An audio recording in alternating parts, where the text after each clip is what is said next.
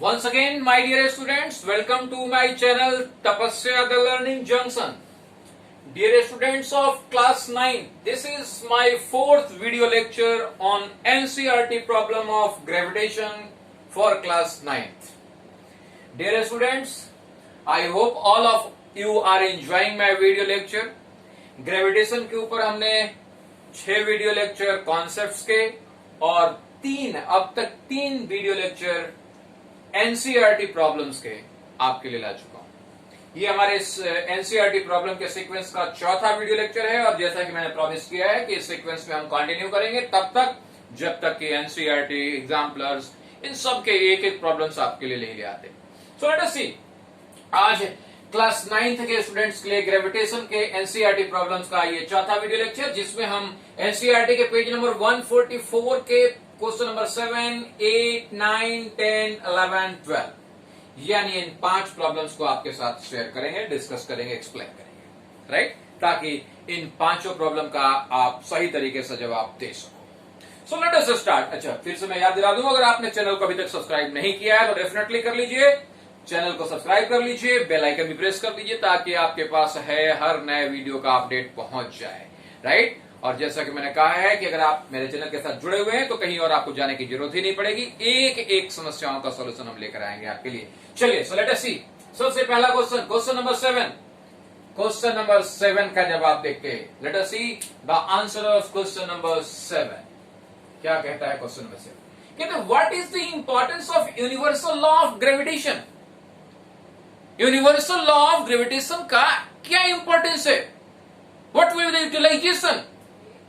सबसे पहले तो ये कि यूनिवर्सल लॉ ऑफ ग्रेविटेशन है क्या, कुछ याद आ रहा है? याद कीजिए,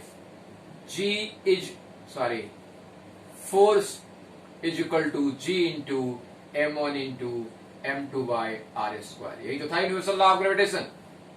क्या कहता है कि एक ऑब्जेक्ट दूसरे ऑब्जेक्ट को अपनी तरफ खींचता है। हर एक ऑब्जेक्ट दूसरे ऑब्जेक्ट को अपनी तरफ से एक फोर्स से खींचता है, और वो फोर्स कितना होता है? वो फोर्स उनके मास के प्रोडक्ट के प्रोपोर्शनल और उनके बीच के डिस्टेंस के स्क्वायर के इनवर्सली प्रोपोर्शनल होता है। यही कहता है हमारा यूनिवर्सल लॉ ऑफ ग्रेविटेशन। तो यूनिवर्सल लॉ ऑफ ग्रेविटेशन का इंपॉर्टेंस पूछा जा रहा है आपसे, यूनिवर्सल लॉ नहीं पूछा जा रहा है। तो आपको बताना है कि यूनिवर्सल लॉ एक्सप्लेन, यानी universal law of gravitation explain करता है। क्या क्या एक्सप्लेन करता है? नंबर 1, सबसे पहला चीज कि भाई जो प्लैनेट सिस्टम है हमारा, यूनिवर्स है, यूनिवर्स में जितने प्लैनेट्स हैं सन के चारों तरफ क्यों रोटेट करते हैं, हाउ? तो first explanation universal law of gravitation का कि प्लैनेट्स रोटेट्स अराउंड द सन। सूरज के चारों तरफ प्लैनेट्स कैसे रोटेट करता है, क्यों रोटेट करता है, इसका एक्सप्लेनेशन कौन किया? Universal law of gravitation. Second thing, how the moon rotates around the earth. भाई अर्थ के चारों तरफ मून कैसे चक्कर लगाता है, ये भी एक्सप्लेनेशन कहां से आया? यूनिवर्सल लॉ ऑफ ग्रेविटेशन से। थर्ड पॉइंट, हम लोग आए दिन आर्टिफिशियल सैटेलाइट्स लॉन्च करते ताकि अर्थ के ऊपर कोई भी एक्टिविटी, जो तरह तरह का हर चीजों की जानकारी हासिल कर सके। तो हमारा जो सैटेलाइट है वो सैटेलाइट अर्थ के चारों तरफ रोटेट कर रहा होता है। तो भाई अर्थ के चारों तरफ हमारा आर्टिफिशियल सैटेलाइट कैसे रोटेट करेगा? It is also dependent upon the universal law of gravitation. So how the artificial satellites rotate around the earth। अर्थ के चारों तरफ आर्टिफिशियल सैटेलाइट्स कैसे रोटेट करेंगे? That will also be explain by universal law of gravitation.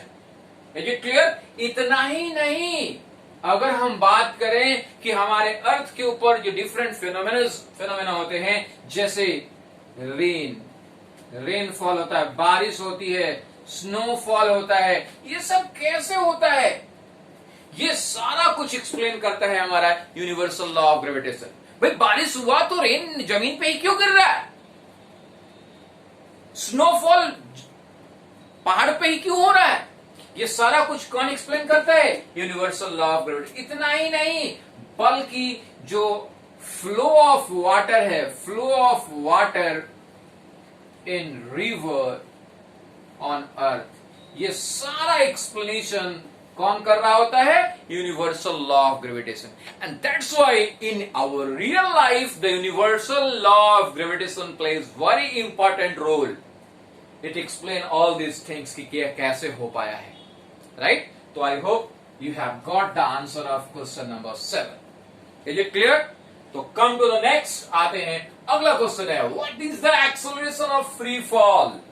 What is the acceleration of free fall? Acceleration in free fall. Free fall मैंने कई दफा आपके लिए एक्सप्लेन किया है। What is free fall? याद कीजिए, बताया है कि when ever an object falls from A height towards the earth, जब एक ऑब्जेक्ट को हम एक हाइट से अर्थ की तरफ गिराते हैं तो क्या होता है, इसके ऊपर एक फोर्स लगता है, acceleration due to gravity. Force लगता है, अर्थ का अट्रैक्टिव फोर्स लगता है। जब एक ऑब्जेक्ट केवल और केवल अर्थ के अट्रैक्टिव फोर्स के इन्फ्लुएंस में ही केवल फॉल करता है, उसके ऊपर और कोई फोर्स नहीं लग रहा होता है, तो हम कहते हैं कि ऑब्जेक्ट इज फॉलिंग फ्रीली। क्या कहते हैं? Object is falling freely, it means free fall हो रहा है। तो always remember, when an object falls from A height towards the earth only in the influence of the attractive force of the earth, no other force will act on that, कोई और force उसके ऊपर नहीं लग रहा हो, तो हम क्या कहते हैं? कहते हैं ऑब्जेक्ट इज फॉलिंग फ्रीली। तो अर्थ का जो अट्रैक्टिव फोर्स काम कर रहा होता है हमारे ऑब्जेक्ट के ऊपर, ड्यू टू दैट फोर्स क्या होता है, उसमें एक्सेलरेशन उत्पन्न होता है, राइट, एक्सेलरेट होता है और उसका स्पीड बढ़ते जाता है टुवर्ड्स द अर्थ। स्पीड क्या होता है? बढ़ते जाता है। वो एक्सेलरेशन है क्या? वो एक्सेलरेशन है हमारा g, acceleration due to gravity, 9.8 meter per second square जिसे कहते हैं आप, यही है। तो याद रखो, what is acceleration in free fall?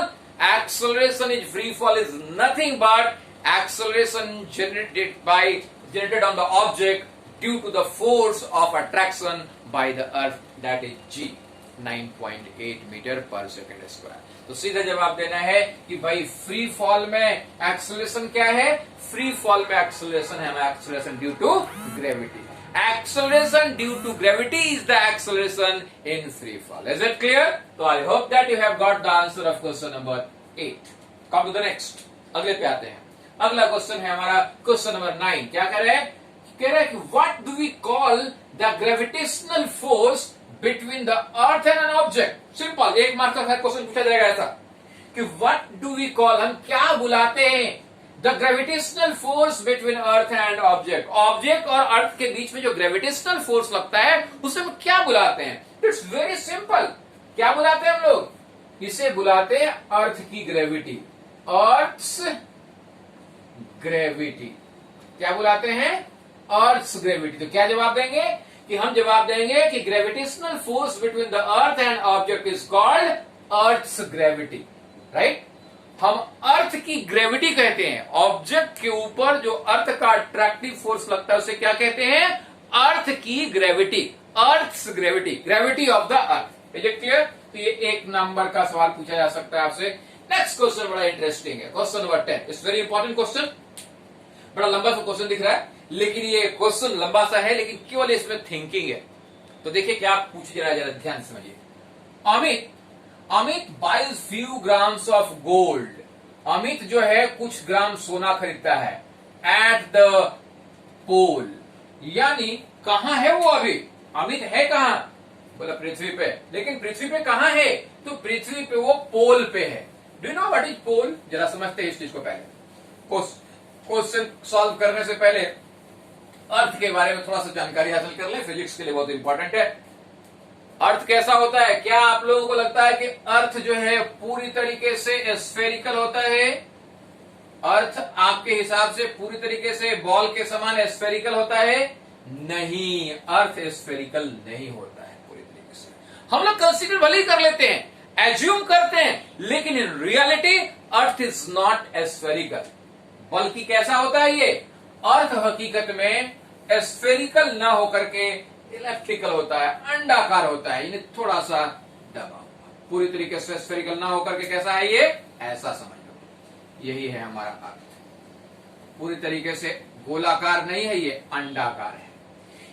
यानी अगर यहां पे ये अर्थ का सेंटर है तो जरा ध्यान से देखना, सेंटर से इस प्लेस की दूरी कम और इस प्लेस की दूरी ज्यादा है, राइट। सेंटर से इस प्लेस को नॉर्थ में जो जाते हैं, इस प्लेस को हम लोग कहते हैं पोल। क्या कहते हैं, पोल। और इधर जाते तो क्या कहते हैं, इक्वेटर। यानी अर्थ के चारों तरफ ये एरिया क्या कहलाता है, इक्वेटर कहलाता है। ये पूरा एरिया क्या कहलाएगा, इक्वेटर। और ये वाला प्लेस, ये क्या कहलाएगा, पोल।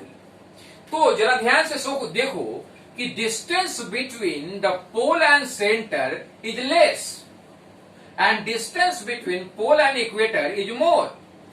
ड्यू टू दैट, इस कारण से जो फोर्स लगता है पोल पे, अट्रैक्शन फोर्स, वो ज्यादा होता है।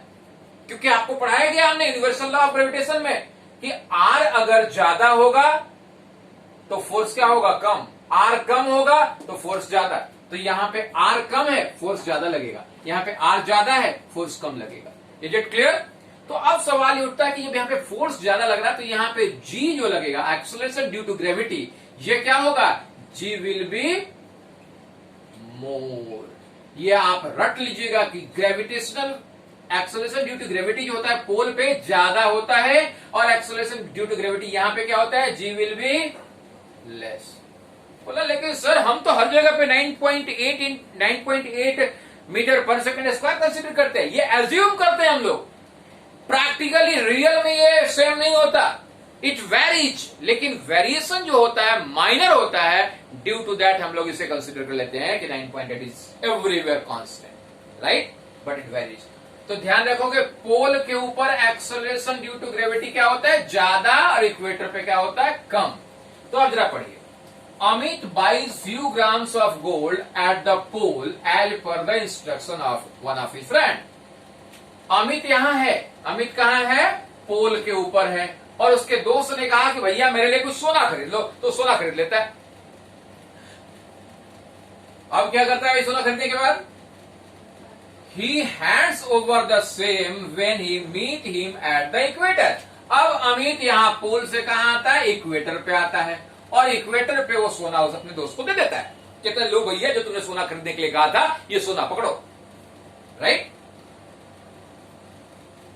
अब पूछ रहा है कि will his friend agree with the weight of the gold bought. भाई जितना वजन सोना खरीदने के लिए कहा था, यहां पे भी तो देखेगा ना कि उतना वजन सोना का है कि नहीं है। तो क्या वो एग्री करेगा कि हाँ सोना हमारा ठीक मिला, उतना ही वजन का है, यही पूछ रहा है। साथ में एक हिंट दिया गया इसमें, जरा ध्यान से देखिए, कहा गया कि hint, the value of g यानी acceleration due to gravity is greater at the pole, जो मैंने अभी एक्सप्लेन किया कि पोल के ऊपर एक्सेलरेशन ड्यू टू ग्रेविटी ज्यादा होता है देन द इक्वेटर, इक्वेटर के अपेक्षा। ये हिंट दिया है आपको क्वेश्चन में, एनसीईआरटी के बुक में, लेकिन एग्जाम में हिंट होगा या नहीं होगा ये जरूरी नहीं है। तो आपको ये ध्यान रखना है कि पोल पे जी क्या होता है, ज्यादा, और इक्वेटर पे क्या होता है, कम। कारण समझ में आया, चूंकि डिस्टेंस सेंटर से पोल पे कम होता है इसलिए फोर्स ज्यादा, इसलिए जी ज्यादा। इक्वेटर पर डिस्टेंस ज्यादा होता है इसलिए फोर्स कम, जी कम। Is it clear? So let us see. अब सवाल उठता है कि वेट बराबर क्या होता है। वेट है क्या? वेट होता है force of attraction on any material towards the earth. उस मैटर के ऊपर, उस ऑब्जेक्ट के ऊपर अर्थ जो अट्रैक्टिव फोर्स लगाता है वही हकीकत में वेट है। तो वेट बराबर होता है क्या? वेट बराबर होता है ऑब्जेक्ट का मास गुना एक्सेलरेशन, mg। जरा सोचो, जब हम सोना तौले कहां पे, सोना तौले पोल पे, तो यहां पे मास तो वही है, सोना उतना ही लिया है। एक्सेलरेशन ड्यू टू ग्रेविटी जो पोल पे लग रहा है, जीपी मान लेते हैं, तो ये ज्यादा है विथ रिस्पेक्ट टू इक्वेटर, इसलिए वेट एट पोल क्या होगा, ज्यादा होगा। वेट एट पोल क्या होगा, मोर होगा। अब वही सोना जब इक्वेटर पे तौल रहे हैं, वेट एट इक्वेटर, तब क्या होगा, मास तो वही है, सोना बदला नहीं है, लेकिन एक्सेलरेशन ड्यू टू ग्रेविटी बदल गई, और acceleration due to gravity equator पे क्या है, कम है, जिसकी वजह से वेट एट इक्वेटर क्या होगा, कम होगा। तो भाई अमित ने बताया तो होगा कि मैंने इतना सोना खरीदा है, इतना वेट है सोने का, जबकि उसका फ्रेंड जब इक्वेटर पे उसे तौला होगा, वेट किया होगा, तो सोना तो कम मिलेगा, क्योंकि वेट जो था वो पोल पे ज्यादा था और उसी को जब मापा गया इक्वेटर पे तो कम मिला। Right, is it clear? तो यही पूछ रहा है कि क्या उसका फ्रेंड एग्री करेगा कि हाँ अमित तुमने सही सोना खरीदा, सही वेट का सोना खरीदा? डेफिनेटली नहीं, क्योंकि अमित तो कहेगा कि भाई तो मैं तो ज्यादा सोना खरीदा हूं, और उसका फ्रेंड जब इक्वेटर पर उसे तौलेगा तो उसे कम सोना मिलेगा, तो डेफिनेटली वो एग्री नहीं करेगा। तो यही पूछा है कि आर यू एग्री, क्या आप एग्री हो? अगर नहीं हो, इफ नॉट तो क्यों नहीं एग्री हो? तो इसका जवाब क्या देंगे? जवाब देंगे कि वेट इज इक्वल टू होता है मास इंटू एक्सेलरेशन, और पोल पे एक्सेलरेशन जो अर्थ का लगता है, एक्सेलरेशन ड्यू टू ग्रेविटी, वो ज्यादा होता है अर्थ की इक्वेटर की तुलना में। इसीलिए पोल पे ऑब्जेक्ट का वेट ज्यादा होगा इक्वेटर की तुलना में। इसीलिए सोने की बात है, 1 मिलीग्राम का भी फर्क पड़ेगा तो भाई दोस्ती में तो दरार आएगी। तो इसलिए अमित जितना वेट बताएगा उतना वेट उसे उसके फ्रेंड को इक्वेटर पे मिलेगा नहीं, और इसलिए वो डिसएग्री करेगा। राइट? तो I hope you have got the answer of question number 10। पढ़ने में बड़ा सा है, लेकिन जवाब सिर्फ एक पॉइंट का है कि पोल पे एक्सेलरेशन ड्यू टू ग्रेविटी ज्यादा होने की वजह से पोल पे वेट ज्यादा, और इक्वेटर पे एक्सेलरेशन ड्यू टू ग्रेविटी कम होने की वजह से वहां पे वेट कम होता है। क्योंकि वेट बराबर होता है क्या है? Mass into acceleration. क्योंकि वेट है क्या? Weight is nothing but it is the force of attraction towards the centre of the earth. Right? Is it clear? चलिए कम टू द नेक्स्ट, अगला point, question number 11। Why will a sheet of paper fall slower than one that is crumpled into a ball? एक paper ले लो और उसको एक height से गिरा दो। उसी पेपर को, उतना ही बड़ा पेपर को अब लो और उसको एकदम मोड़ करके बॉल बना लो, अब गिराओ। क्या देखते हो? आप देखोगे कि जब एक पेपर को फॉल कराया था तो इट विल टेक टाइम, धीरे धीरे करता हुआ ये नीचे आया होगा, और उसी पेपर को जब बॉल बना दिया और अब गिराया तो फटक से गिर गया होगा। मीन्स फास्ट मूव कर रहा है, फास्ट फॉल हो रहा है। So what will the reason behind that?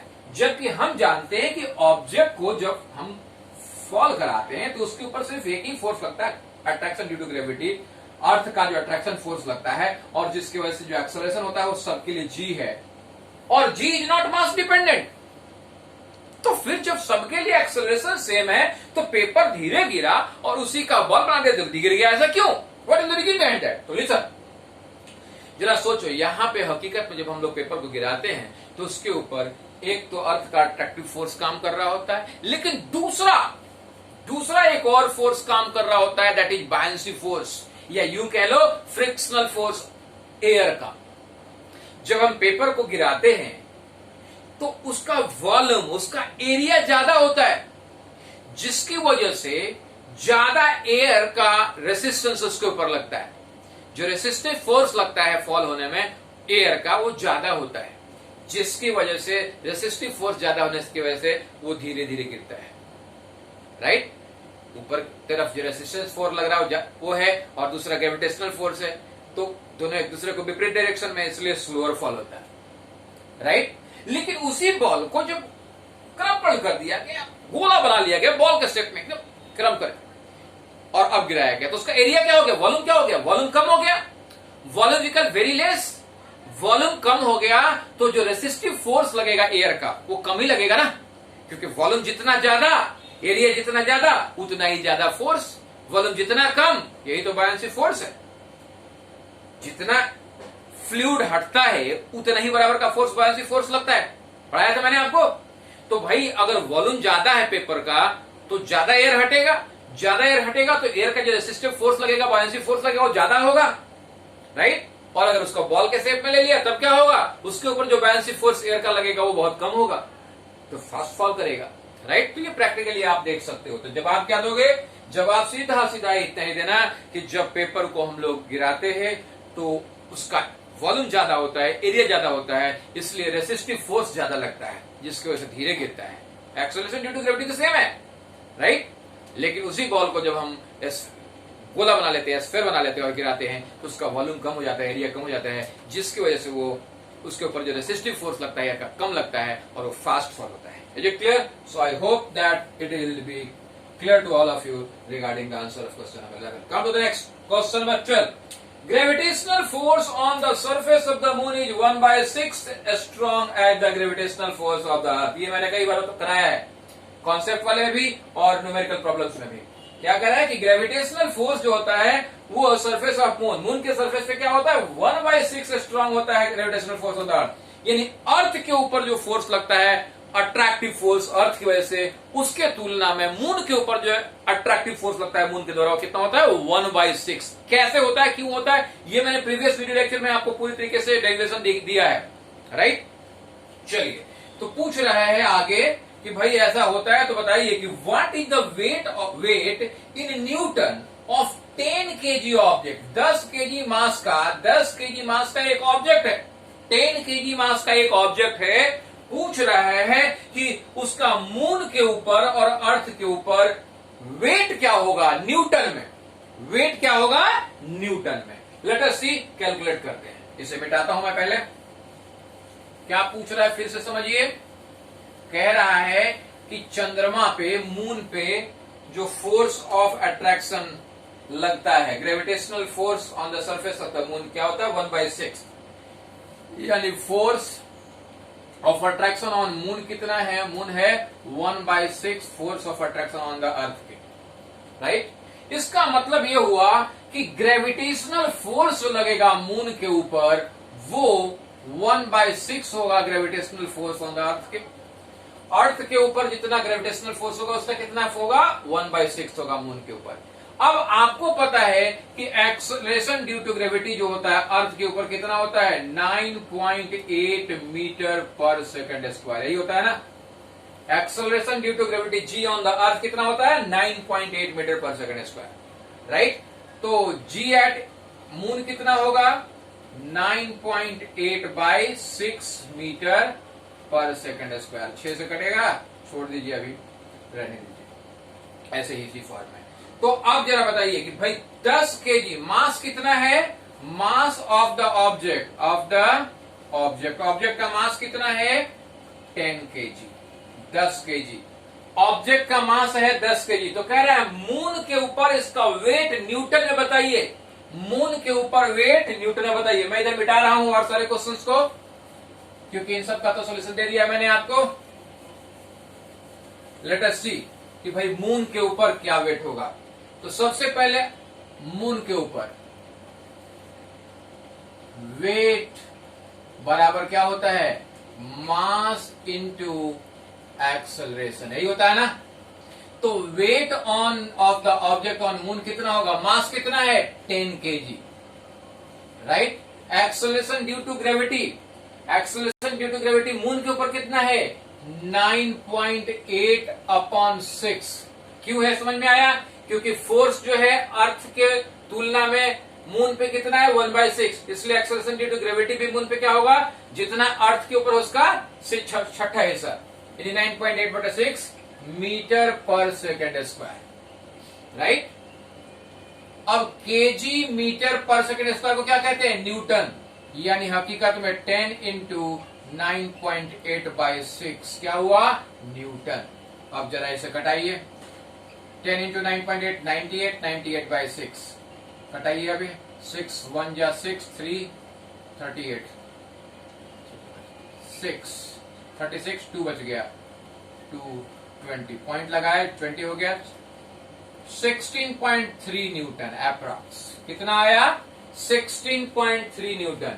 यानी 10 kg मास के को अगर चंद्रमा पे तोले तो उसका वजन कितना आएगा, उसका वेट कितना आएगा 16.3 न्यूटन. Is it clear. अब जरा देखते हैं कि भाई ये मून के ऊपर निकाला है, गलती से मैंने अर्थ लिख दिया. वेट ऑन मून है, वेट ऑन मून. अब वेट ऑन अर्थ पे आ जाइए. मास तो अभी भी वही 10 kg है, ये तो नहीं बदलेगा. एक्सेलरेशन ड्यू टू ग्रेविटी अर्थ की कितनी है 9.8 मीटर पर सेकंड स्क्वायर. यानी दोनों गुना के तो कितना हो गया 98 kg मीटर पर सेकंड स्क्वायर. और केजी मीटर पर सेकंड स्क्वायर को क्या कहते हैं न्यूटन. That is 98 Newton. यानी 10 केजी मास का वेट हमारे अर्थ पे कितना होगा 98 न्यूटन, जबकि चंद्रमा पे कितना होगा 16.3 न्यूटन, अप्रोक्स 1/6। तो I hope it is clear to all of you. So this is the solution of question number 12 NCERT book, right? तो अब 13 onwards जो क्वेश्चन है हमारे एनसीईआरटी के बुक के प्रॉब्लम्स, उन्हें हम देखेंगे अपने नेक्स्ट वीडियो में, यानी वीडियो नंबर 5 में। तब तक के लिए आज वीडियो को हम यहीं तक एंड करेंगे। Thank you very much. जय हिंद, जय भारत।